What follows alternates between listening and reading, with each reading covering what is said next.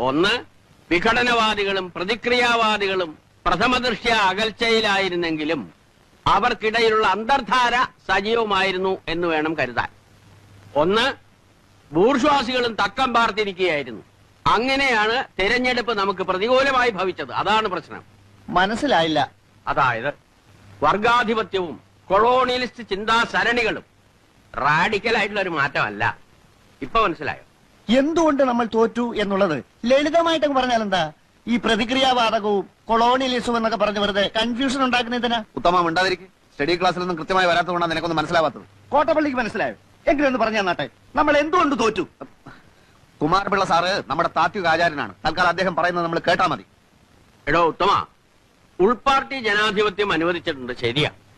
നമ്മളെല്ലാവരും ഒരുമിച്ചിരുന്ന് ദിനേശ് വേടി വലിക്കുന്നതും അതുകൊണ്ടാണ്. എന്നുവെച്ച് പാർട്ടിയിലെ ബുദ്ധിജീവികളെ ചോദ്യം ചെയ്യരുത്. മനസ്സിലായോ?